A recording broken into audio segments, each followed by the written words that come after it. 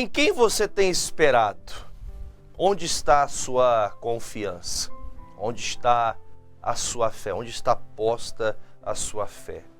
Eu, apesar de todos os dias pregar o Evangelho, falar do amor de Deus, apesar de todos os dias da minha vida aplicar o meu coração e apresentar-se a Deus e ter comunhão e orar, e eu sei que isso é algo que é necessário. É necessário para a tua comunhão, é necessário para o teu crescimento espiritual, é necessário para que você possa vencer as batalhas, para que você possa aprender a viver como um cristão verdadeiro. Jesus, ele é o nosso maior exemplo de comunhão com o Pai, sempre em oração, nas madrugadas, orando nos montes, orando nas sinagogas. Jesus sempre estava orando, sempre buscando a Deus, sempre em comunhão.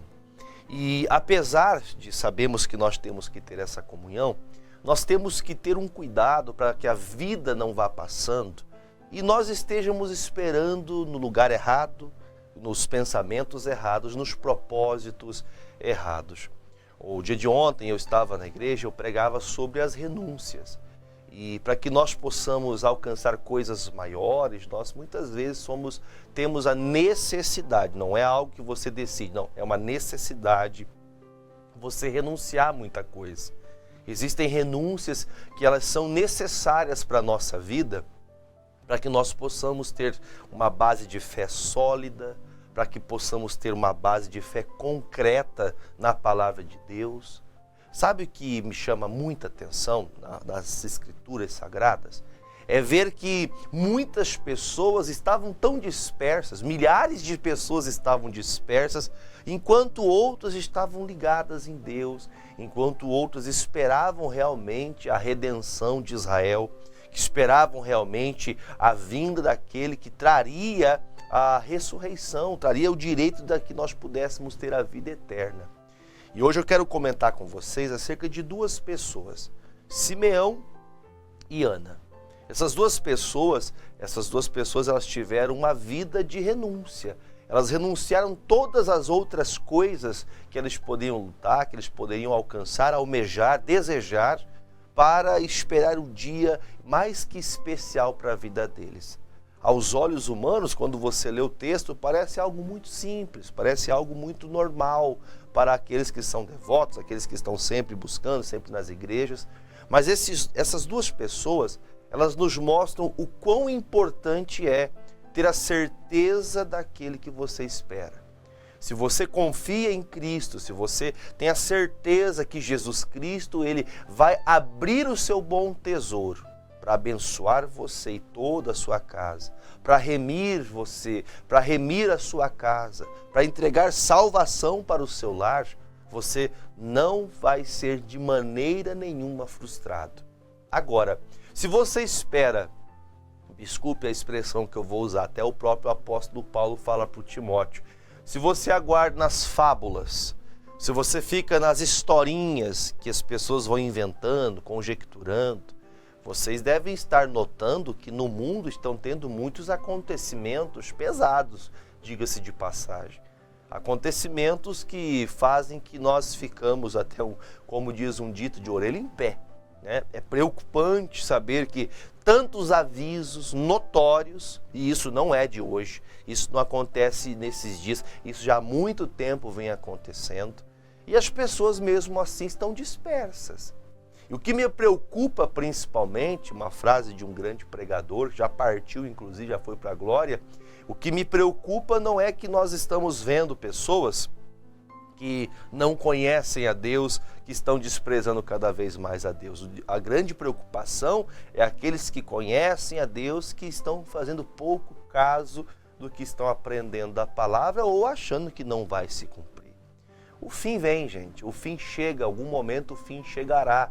Seja ele amanhã, seja hoje, quando esse dia chegar, estejamos nós preparados. Jesus disse que nós estaríamos todos desapercebidos quando ele viesse. Veja que ele inclusive chega a nos ensinar, ele virá como um ladrão. Ele vai chegar desapercebido, como se ninguém tivesse dando atenção, como nos dias de Noé. Ele vai chegar, a chuva vai começar, Ninguém deu crédito durante 120 anos. Noé, apregoeiro da palavra, ele lutou, ele construiu aquela arca, ele trabalhou durante muitos e muitos anos. E, inclusive, nós vemos no Novo Testamento que ele só conseguiu tirar 8 almas, somente a família dele. Só a casa dele foi tirada daquela grande desgraça que aconteceu no mundo inteiro. Desde aquele dia começou então uma linhagem a partir da história de Noé. Agora, quando nós temos esperança somente no que nós vemos, quando temos esperança somente naquilo que nós estamos, talvez aos olhos humanos, pensando, conjecturando, olhando a analogia deste mundo, porque sucesso é ter a melhor casa, o melhor carro. O sucesso para muitos é você conseguir adquirir uma conta bancária com números, muitos dígitos. O melhor sucesso que você vai alcançar é ser reconhecido na empresa, ser reconhecido como um empresário, ser reconhecido como alguém notório na sociedade. Bom, essas coisas são dignas para quem trabalha, para quem luta, para quem se esforça, mas não são nessas coisas que nós temos que nos apoiar. Não são nelas. E eu quero agora, a partir do versículo 25, aqui em Lucas capítulo 2, eu quero que você veja a expressão de duas pessoas que demonstram realmente que elas querem andar com Deus e elas esperam em Deus a sua redenção. Diz o versículo 25: Havia em Jerusalém um homem cujo nome era Simeão. E este homem era um homem justo, temente a Deus e esperando a consolação de Israel, e o Espírito Santo estava sobre ele. E fora-lhe revelado pelo Espírito Santo que ele não morreria antes de ter visto o Cristo do Senhor. Nós temos que ter essa certeza. Eu digo até algumas falas, alguns crentes falam, não morrerei enquanto a promessa não se cumprir. Mas o Simeão entendeu, ele estava em Jerusalém, era aquele crente fervoroso, aquela pessoa que passou anos, décadas da sua vida sabendo das profecias de todos os profetas, desde Moisés, desde Abraão, que se falava que Jesus viria para nos redimir, viria para nos salvar. Entenda que até esse dia, todos eles só recebiam o perdão através de um cordeiro, através de uma ovelha. Eles recebiam a oração do sacerdote, mas eles continuavam com o pecado encoberto. Eles continuavam ainda cheios das malignidades do homem, eles eram duros. Como se você fizer um pequeno estudo, se você estudar, por exemplo, a religião dos fariseus, dos saduceus, que não acreditavam na ressurreição, se você fizer um pequeno estudo sobre a forma que eles viviam, como eles conduziam a vida, você vai perceber que os maiorais, os que tinham autoridade, aplicavam com rigor a lei sobre todos, mas eles mesmos não viviam aquela palavra. Eles mesmos não buscavam a Deus, eles mesmos não aplicavam em sua vida. Jesus até chegou a dizer, falando assim, vocês estão atando fardos tão pesados para que outros carreguem que vocês nem com o dedo vocês conseguem empurrar. Quer dizer, faço o que eu digo, mas não faço o que eu faço. Só que no meio de toda essa bandalheira de religiosidade, no meio deste monte de gente aplicando seu coração para tantas outras coisas, para ficar procurando pecado na vida dos outros, para ficar fofocando, para ficar falando o que não deve, o Simeão teve uma revelação do Espírito Santo. Ele entendeu de Deus. Olha, você não vai morrer sem que você veja o Cristo de Deus. O Cristo é o Salvador. Você vai ver a salvação virá. Ele estava no templo, ele recepcionava as pessoas ali no templo, e ele apresentava as crianças que ali eram levadas ao templo, e ele passou uma vida inteira esperando que chegaria o dia que o Filho de Deus viria até o templo, que ele poderia receber em seus braços o Filho de Deus, ou seja, a esperança. Ele entendeu que a esperança viria a ele, Ele compreendeu que a esperança era Cristo. O Cristo de Deus era o único que poderia mudar o coração perverso, maligno e religioso daquelas pessoas. Ele sabia que só Jesus podia fazer isso. Aí o versículo 27 diz: e pelo Espírito ele foi ao templo, e quando os pais trouxeram o menino Jesus para com ele procederem segundo o uso da lei, ele então o tomou em seus braços e louvou a Deus e disse: agora, Senhor, podes despedir em paz o teu servo segundo a tua palavra. O que me chama muita atenção nesse texto é, ele foi chamado pelo Espírito Santo. Ele não estava na igreja. Nesse momento específico, ele estava em casa, ele estava em qualquer outra atividade. Mas ele entendeu, eu tenho que ir para a casa de Deus. De alguma maneira ele entendeu, eu tenho que buscar a Deus. Eu vou lá ao templo agora. E na hora que ele entra no templo, entra Maria e José, vindo do Egito. Você sabe que eles tiveram que fugir. Você sabe que eles tiveram que sair para que pudesse então Herodes, depois que Herodes morreu, voltam então novamente para Jerusalém. E ali então eles encontram, porque havia um edito que toda criança, todo homem nascido nesses dias iria morrer. Quando Herodes partiu, agora volta a Maria e José. E quando trazem essa criança para o templo, o Filho de Deus que nasceu pela porta, que nasceu como todo ser humano, nascido de mulher, é apresentado dentro da igreja do Senhor. E naquele dia, naquele momento, ele pega aquela criança e fala: Senhor, eu estou realizado. Eu vou dizer para você uma palavra que parece até uma loucura, parece até às vezes até uma forma até ignorante de falar. Eu já falei muitas vezes, minha esposa, minha família, eu estou pronto para morrer. Você fala: meu Deus, pastor, mas o senhor é jovem? Eu sei, mas eu acredito que toda pessoa que teve um encontro verdadeiro com Deus, se o dia que você tiver que partir, eu vou morar no céu, vou ser salvo. Agora, quantas pessoas não têm essa alegria? Que vivem uma vida dupla, que vivem uma vida mascarada pela religião, mascarada pelas amizades, mascarada por uma falsa fé, porque é uma fé aplicada somente ao que diz respeito a mim. Lembre-se que Deus, Ele quer fazer tudo por você, Ele quer te prosperar, Ele quer lhe abrir as portas, Ele quer conduzir você aos pastos verdejantes, como está escrito nos Salmos. Ele quer levar você a viver o melhor. Ele diz, se você ouvir e querer, se você quiser o melhor, Ele vai te dar o melhor da terra. Mas chega num momento que um homem chamado Simeão fala: olha, agora sim, eu sei que a ressurreição chegou. Eu digo para você, fazendo uma analogia, comparando com os nossos dias, viver sem Jesus é uma vida vazia.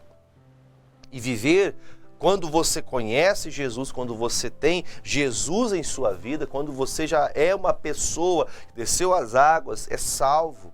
Você que vive temente a Deus, porque o Simeão está tendo esse vislumbre, o Espírito Santo está dando essa visão para ele, da salvação por este menino que está nos seus braços. Quantas pessoas, muitas vezes, porque alguém é mais novo que ela, eu não vou dar nem crédito para que esse homem está falando, nem sabe o que eu passei na minha vida para estar falando isso. Simeão, um senhor já de uma certa idade, quando segura uma criança no colo, ele fala: olha, esse vai trazer redenção, esse aqui vai redimir Israel, esse aqui vai trazer perdão para todos. Ele compreendeu, Deus cumpriu a sua palavra, que desde todos os antigos profetas falavam que ele viria para trazer perdão para o seu povo. Agora, de tudo isso que a gente falou, de tudo que nós comentamos, o que diz principalmente está aqui no versículo de número 29. Agora, Senhor, podes despedir em paz o teu servo, segundo a tua palavra, pois já os meus olhos viram a tua salvação, a qual tu preparaste perante a face de todos os povos, luz para iluminar as nações e para a glória do teu povo Israel. Sabe o que está acontecendo aqui? Ele entendeu que o que ele procurava, o que ele esperou uma vida inteira, está agora se contemplando naquele menino chamado Emanuel, o Cristo de Deus, Jesus Cristo, o Salvador. Agora, de tudo que nós comentamos, analise bem a sua vida. Se você tem esperado essa redenção, você tem vivido para tal, porque veja que quando o Simeão pegou o Cristo de Deus no colo, guarde o que eu vou lhe falar agora. Quando ele pegou esse menino no colo, não foi a partir dali que ele se tornou salvo. Foi a partir dali que toda uma vida de temente, toda uma vida, desde o princípio, temendo, respeitando a palavra, homem que buscava a Deus, se findou em Cristo. Então veja que toda a nossa vida, seja ela agora, você jovem, você uma senhora, você uma pessoa de idade madura, você que já é um senhor de idade, idoso, idosa, seja qual for a tua idade, o tempo da tua vida, o que vai realmente promover em você, o que vai realmente fazer que todo o teu tempo que você buscou a Deus, que você orou, que você foi para a igreja, que você leu a Bíblia, que você clamou a presença de Deus, que você suplicou a Deus, o que vai realmente ter grande valia é chegar esse dia que você pode falar assim, ó Senhor, eu entrego a minha vida nas tuas mãos, porque tudo que eu esperava, hoje eu estou vendo a ressurreição, estou vendo aqui em minhas mãos, eu estou tendo a alegria de segurar aquele que vai trazer remissão para todos. Então, olha a importância de você permanecer, de você ser fiel à palavra, de ser temente a Deus. O temente a Deus não é aquela pessoa que vai seguindo a onda, que vai seguindo, porque a onda esses dias que nós estamos lendo aqui eram dias difíceis. Não eram dias simples, não. Crianças eram mortas pelo simples fato de Herodes achar que se este rei, chamado rei dos judeus, ele tinha medo de que ele viesse e tomasse o seu reinado. Jesus não veio para reinar sobre os homens, sobre colocar um trono para ser melhor que ninguém, para dar autoridade a ninguém. Jesus, ele disse assim, eu vim para servir. Quantas pessoas vieram com o propósito de servir, mas hoje estão reinando. E eu vou dizer, está reinando no trono de Jesus. Tem mais essa. Estão reinando no trono de Jesus. Onde Jesus deveria estar governando e reinando, quem está reinando, quem está doutrinando, quem está conduzindo a coisa, não é Jesus, é você. Você tem dominado sobre tudo. E isso prova que essa esperança que nós temos é uma esperança falsa, porque você espera que Jesus faça tudo, que você tenha salvação, mas você conduz sua vida do jeito que você quer. Você já não espera em Cristo, já não confia que é Jesus que fará isso. E nisso, José e Maria, olha como que eles ficam, versículo 33. José e Maria se maravilharam das coisas que dele se diziam. Estava José e Maria um olhando para o outro, meu Deus do céu, o que esse homem está falando? Por que ele está falando dessas coisas? Eles ficaram abismados em saber que o Espírito Santo já tinha testificado no coração de Simeão que aquela criança que acabara de nascer, que fora livre da morte, aquele que nasceu numa manjedoura, uma grande e tremenda dificuldade, ali está a redenção de Israel, ali está a salvação.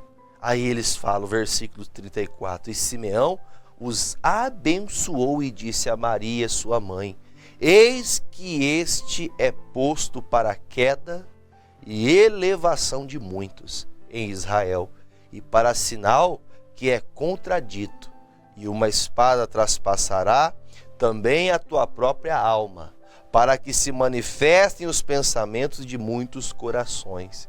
E estava ali também a profetisa Ana, filha de Fanuel, da tribo de Asser.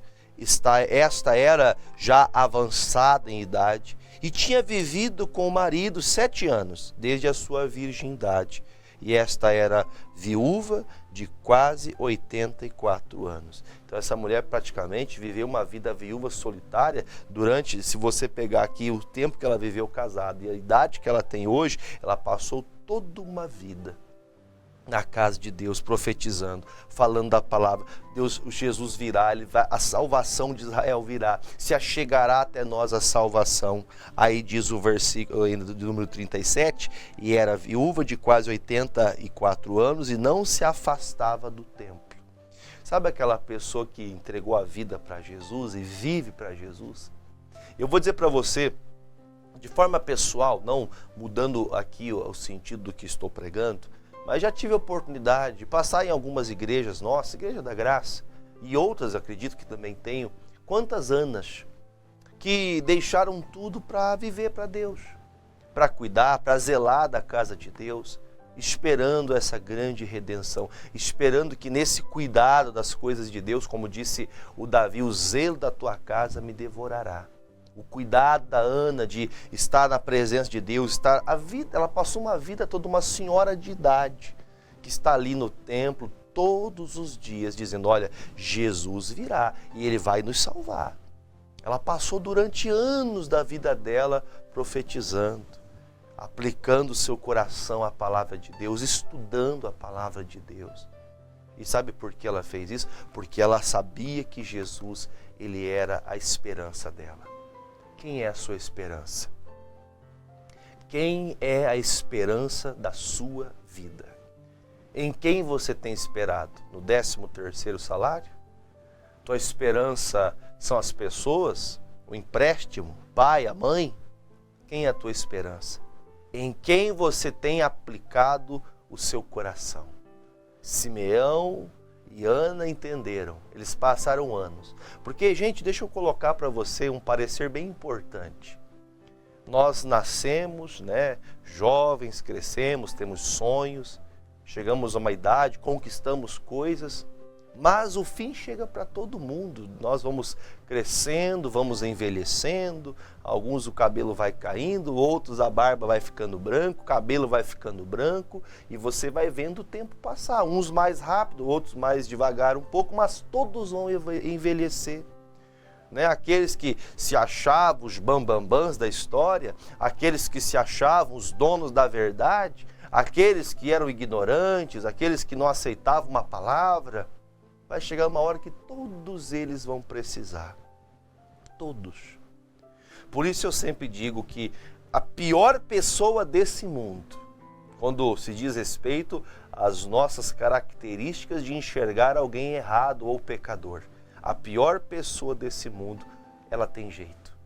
Porque vai chegar um dia, a própria palavra nos ensina, toda boca confessará que o Senhor é Deus, e toda língua confessará e todo joelho se dobrará. Então não há pessoa no mundo que não venha reconhecer Jesus um dia. Ainda que seja, talvez aos olhos dela, passe muito tempo. Mas a pergunta que deixo no ar para você responder para você. Você tem lutado todos os dias para estar na presença de Jesus, temente a Deus, respeitando sua palavra? Será que nós podemos falar como Simeão? Estou pronto para partir, Senhor. Eu posso já partir porque a salvação eu já adquiri na minha vida. Tem pessoas que você que tem medo de morrer, você que tem medo de viver, é porque você sabe que a salvação não chegou até você. Não é porque Cristo não veio para salvar, é porque você ainda não decidiu viver para Ele. Por isso que você tem medo. Vou dizer para você com todas as letras, o pior acontecimento que possa existir na vida do ser humano, se você estiver ligado em Deus, se você estiver temente a Deus, você verá, você vai enxergar, você vai compreender que a salvação é o bem mais precioso que alguém pode ter. Lute, como Jesus disse, não pela comida que perece. Lute para que você esteja sempre na presença de Deus, o amando.